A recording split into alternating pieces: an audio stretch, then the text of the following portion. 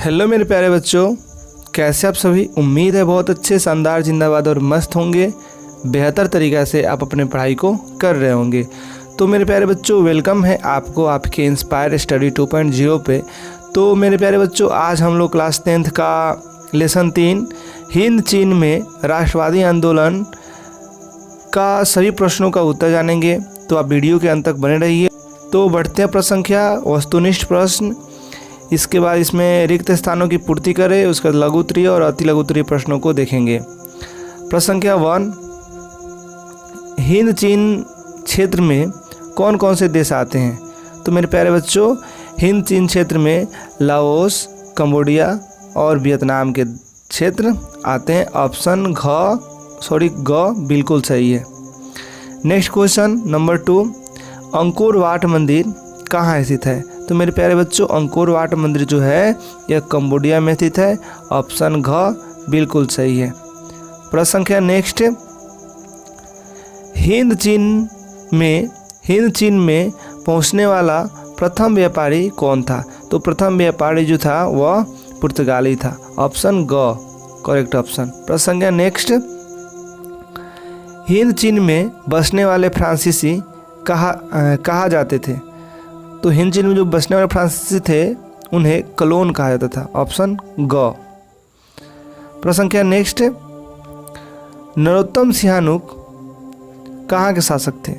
तो ये Narottam Sihanouk Cambodia के शासक थे। ऑप्शन घ। प्रश्न संख्या next, the history of the loss of Vietnam किसने लिखा। तो फान बुइचाओ ने the history of the loss of Vietnam लिखा। प्रश्न संख्या नेक्स्ट, 7 मार्च 1946 ईस्वी में फ्रांस एवं हनोई के बीच होने वाला समझौता किस नाम से जाना जाता है।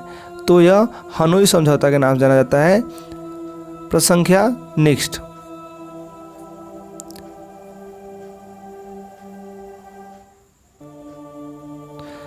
किस प्रसिद्ध दार्शनिक ने एक अदालत लगाकर अमेरिका को वियतनाम युद्ध के लिए दोषी करार दिया। तो रसेल। ऑप्शन क बिल्कुल सही है। प्रश्न संख्या नेक्स्ट, हिंद चीन क्षेत्र में अंतिम युद्ध समाप्ति के समय अमेरिका के राष्ट्रपति कौन थे। तो अमेरिका के राष्ट्रपति निक्सन थे। ऑप्शन ख बिल्कुल सही है। प्रश्न संख्या नेक्स्ट, यहाँ पे हुआ आंदोलन किस प्रकृति का था। तो हुआ आंदोलन क्रांतिकारी धार्मिक परिवर्तन का था। ऑब्जेक्टिव प्रश्न हुआ इंड। अब हम लोग पढ़ेंगे नेक्स्ट, रिक्त स्थानों की पूर्ति करें। तो प्रश्न संख्या 1, 12वीं शताब्दी में राजा सूर्यवर्मा द्वितीय ने डैश का निर्माण कराया। किसका निर्माण कराया था। तो अंकोर वाट मंदिर का निर्माण कराए थे राजा सूर्यवर्मा द्वितीय ने। प्रश्न संख्या 2, डैश समझौते ने पूरे वियतनाम को 2 हिस्सों में बांट दिया। तो जिनेवा समझौता ने पूरे वियतनाम को 2 हिस्सों में बांट दिया। हो चिन मिन का पूरा दूसरा नाम क्या है। तो न्यूगन आई कोक हो चिन मिन का दूसरा नाम है। प्रश्न संख्या नेक्स्ट, दिएन वियन के युद्ध में डैश बुरी तरह हार गए। तो फ्रांसीसी थे वो बुरी तरह हार गए। अनामी दल का संस्थापक डैश था। तो जुनगुएन अनामी दल का संस्थापक था। प्रश्न संख्या नेक्स्ट, अति लघु उत्तरीय प्रश्न है। प्रश्न संख्या 1,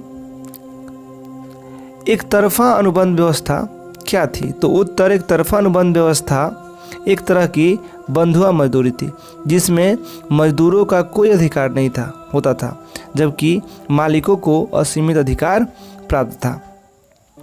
प्रश्न संख्या नेक्स्ट, बाओदाई कौन था। तो बाओदाई अन्नाम का शासक था। बाद में फ्रांस की सहायता से वह दक्षिणी वियतनाम का शासक बना।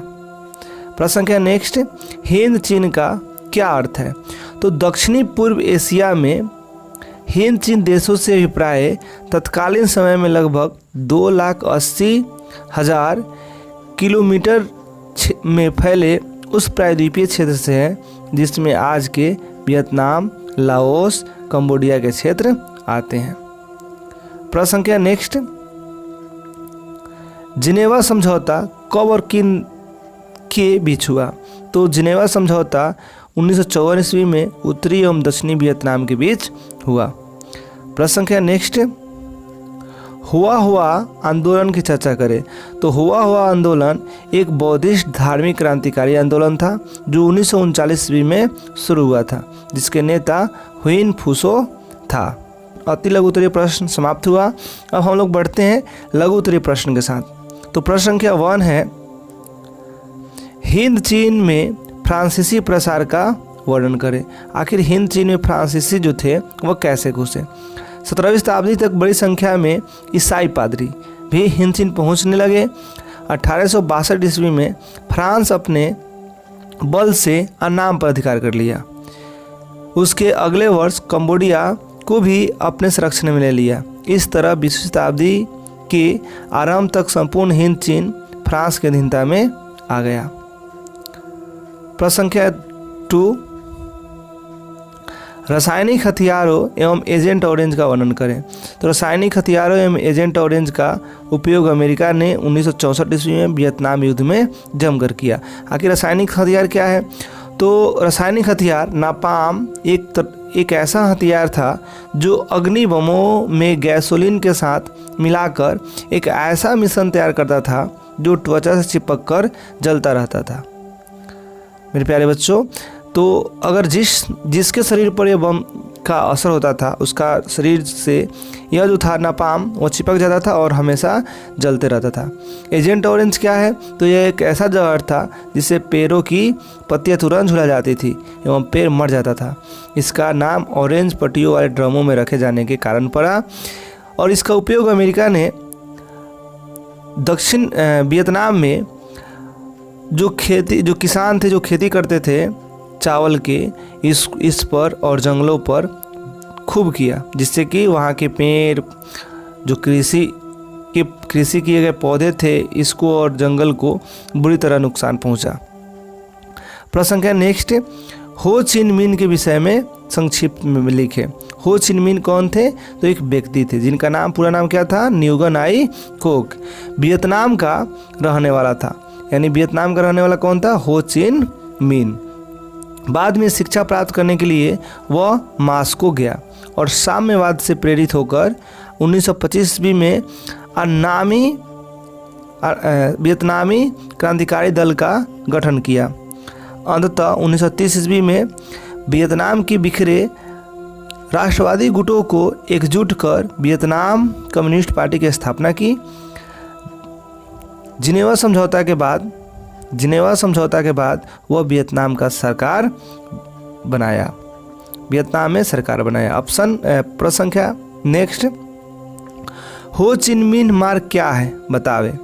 तो हो चिन मिन मार्ग हनोई से चलकर लाओस कंबोडिया के सीमा होते हुए दक्षिणी वियतनाम तक जाता था, जिसमें सैकड़ों कच्ची पक्की सड़कें निकलकर जुड़ी हुई थी। अमेरिका सैकड़ों बार क्षतिग्रस्त कर चुका था, परंतु वियतनाम के लोग तुरंत उसका मरम्मत करा लेते थे। यानी कहने का मतलब है उत्तर से दक्षिणी पूरे वियतनाम तक एक ही सबसे प्रमुख मार्ग था, हो चिन मिन मार्ग। इसी से वियतनामियों को रसद, खाना, पानी पहुंचता था जो छिपकर अमेरिका से युद्ध करते थे। इसी सड़क को बार बार अमेरिका ने क्या किया कि तहस नहस किया, बार बार बमबारी किया, लेकिन लोगों ने उसको क्या कर लिया, मरम्मत कर लिया। प्रश्न क्या नेक्स्ट 5, अमेरिका हिंद चीन कैसे घुसा, चर्चा करें। तो अमेरिका हिंद चीन में फ्रांस को समर्थन देने के बहाने घुसा। धीरे धीरे साम्यवादियों के विरोध में हस्तक्षेप की नीति अपनाई।